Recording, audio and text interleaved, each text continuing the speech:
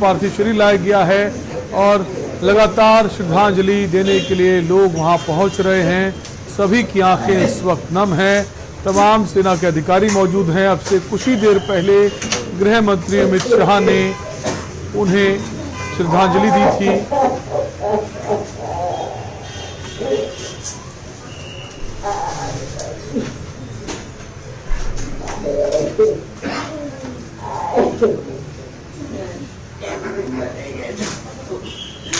कैसे चलेगा?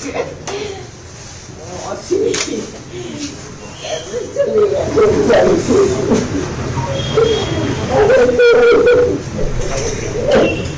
कैसे चलेगा?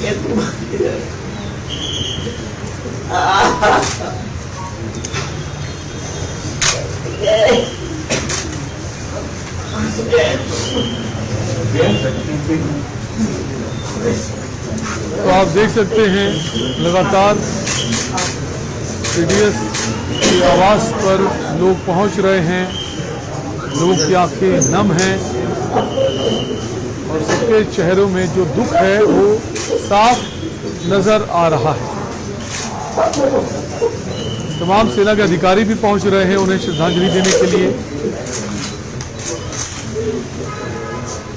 और हमारे साथ दिल्ली से हमारे रेजिडेंट एडिटर अमित दुबे जुड़ गए हैं। इसके अलावा हमारे साथ प्रिंस जायसवाल भी जुड़ गए हैं जो सीडीएस बिपिन रावत के आवास के बाहर मौजूद हैं। सबसे पहले अमित आपके पास ही आएंगे।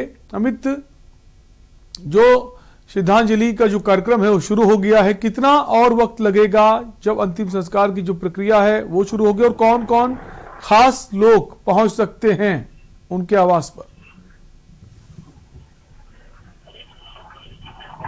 अमित, क्या आपको हमारी आवाज आ रही है?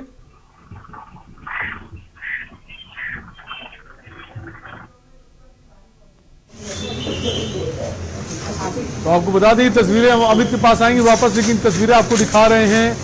उत्तराखंड के मुख्यमंत्री पुष्कर सिंह धामी पहुंचे हुए हैं। भाजपा के प्रदेश अध्यक्ष मदन कौशिक पहुंचे हुए हैं सीडीएस जनरल बिपिन रावत के आवास पर और श्रद्धांजलि देते हुए आप इस वक्त देख पा रहे हैं।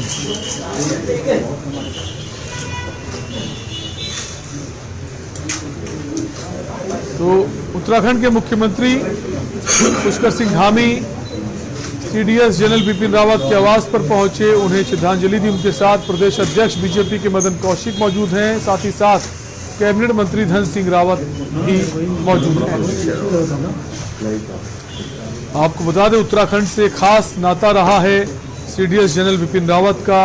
उनकी जन्मभूमि रही है और 10वीं तक की जो पढ़ाई है वो भी उन्होंने उत्तराखंड से ही ग्रहण की है।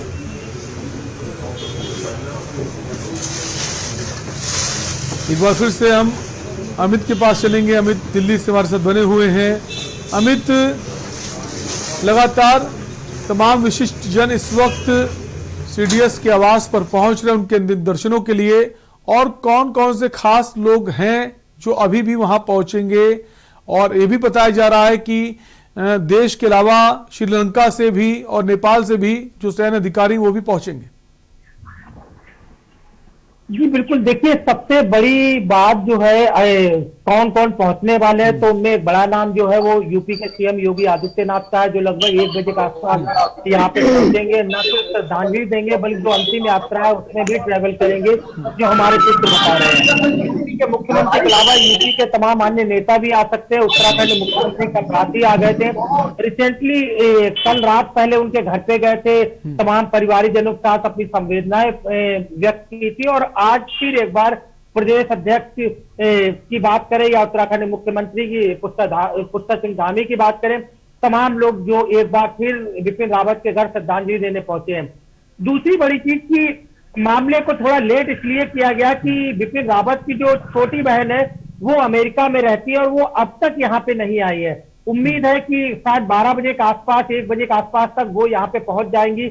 और क्योंकि उन्हें अमेरिका से आना था, इस वजह से जो है प्रोग्राम को थोड़ा और डिले किया गया, क्योंकि उनकी भी मंशा थी कि आखिरकार आखिरी समय में कम से कम वो अपने भाई को देख सके, उसके अंतिम दर्शन कर सके। और यही वजह है कि प्रोग्राम को थोड़ा डिले किया गया है। और अब जो पहले से तय प्रोग्राम था, खासतौर पे 11:30 बजे से लेके और 12:30 बजे तक जो है वो तमाम लोगों के आने का सिलसिला जारी रहेगा। इसमें तमाम मंत्री, सांसद, तमाम प्रदेशों के मुख्यमंत्री, चाहे हरियाणा के मुख्यमंत्री की मनोहर लाल खट्टर की बात करें, उत्तराखंड के मुख्यमंत्री बात करें, यूपी मुख्यमंत्री, तमाम राज्यों के गवर्नर्स की बात करें, 12:30 बजे से और 1:30 बजे तक जो है पूरा प्रोग्राम जो है वो आम लोगों के लिए रखा गया कि जो आम लोग श्रद्धांजलि देना चाहते हैं, सांसद, विधायक या तमाम उनके मिलने वाले, उनके व्यवहारी, वो लोग भी अंदर जाके श्रद्धांजलि दे सकते हैं।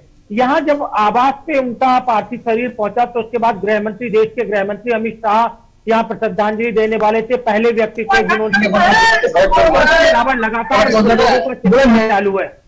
चाहे हम अजय भट्ट की बात करें जो कि रक्षा राज्य मंत्री है, या हम अन्य मंत्रियों की बात करें, जनरल वीके सिंह की बात करें, तमाम लोग जो है वो लगातार यहाँ पे आ रहे हैं और यहाँ पे अश्रुपूर्ण श्रद्धांजलि जो है वो लोगों की तरफ से लगातार दी जा रही है। जी अमित, जो अंतिम संस्कार की प्रक्रिया है वो कब शुरू होगी, उसको लेकर क्या जानकारी आपके पास?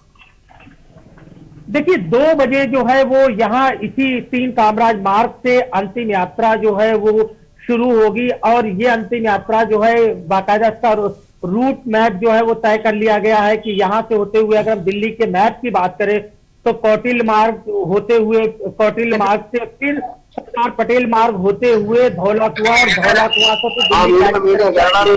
अंतिम यात्रा का पूरा जो मैप है, रोड मैप है, वो पूरी तरह से तैयार है। उसी तरह से यात्रा चलेगी और जाहिर तौर पर न सिर्फ सेना के तमाम अधिकारी होंगे बल्कि आम जनों को भी जाने की परमिशन दी गई और इसके लिए बाकायदा दिल्ली पुलिस जो है पूरी ट्रैफिकिंग की व्यवस्था में सुबह से ही जुटी हुई है, क्योंकि पिछले अगर हम 2 दिनों से बात करें तो लगातार जिस तरह से भीड़ का सिलसिला, खासतौर 3 कामराज मार्ग जहां पे सरकारी आवास है जनरल बिपिन रावत का, वहां पे जिस तरह से ट्रैफिक जो है वो दिल्ली पुलिस ने संभाला है, आगे भी दिल्ली पुलिस की पूरे ट्रैफिक को हैंडल करेगी।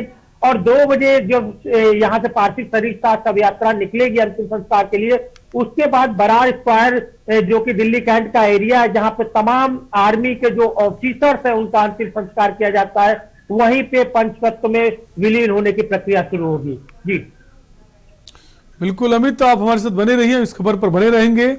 तो लगातार श्रद्धांजलि देने के लिए तमाम लोग पहुंच रहे हैं, तमाम विशिष्ट जन पहुंच रहे हैं, इस खबर पर बने रहेंगे। फिलहाल के लिए आपसे लेंगे इजाजत, बने रहिए के न्यूज़ इंडिया के साथ। नमस्कार।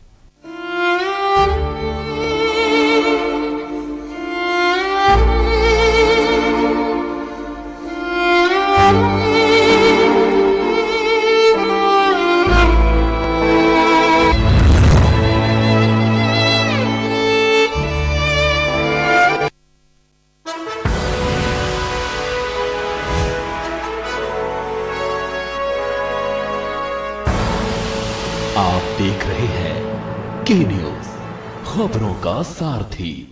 उत्तराखंड के ग्रामीण युवाओं और महिलाओं को स्वरोजगार से जोड़ने के लिए राज्य सरकार जैविक शहद उत्पादन को बढ़ावा दे रही है। न्याय पंचायत स्तर पर मधु ग्राम बनाने की ओर आगे बढ़ रही उत्तराखंड सरकार राज्य में फल, सब्जी, फूलों की खेती के साथ ही शहद उत्पादन के जरिए किसानों की आर्थिकी भी मजबूत बना रही है। मधुमक्खी के जो बॉक्स हैं हमें घर आके सरकार द्वारा दिए गए, लाभदायक है ये और बड़ा महंगा बिकता भी है बाजार में। नरेंद्र नगर की सकलाना रेंज हो या अल्मोड़ा में रानीखेत के किसान मधुमक्खी पालन और शहद उत्पादन से जुड़कर ये मौन पालक आज राज्य सरकार की योजनाओं का लाभ उठाते हुए खुद को आत्मनिर्भर बना रहे हैं। समृद्धि की मिठास इनके मुस्कुराते चेहरों पर दिखाई दे रही है।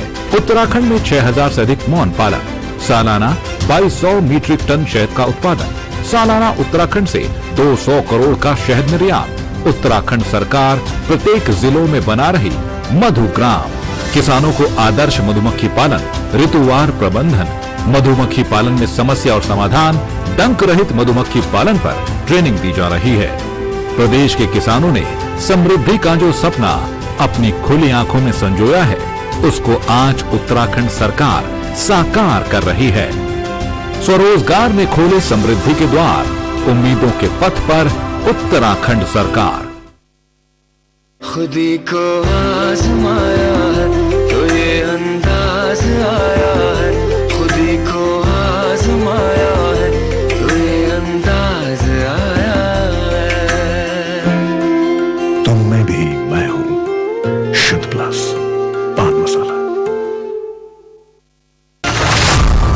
खुलेंगे सबके चिट्ठे, होगी नेताओं की बात। कौन कितने पानी में, कितने हैं नेताओं के अपराध, होगा एक एक दाग का हिसाब। जल्द आ रहा है दागी कौन,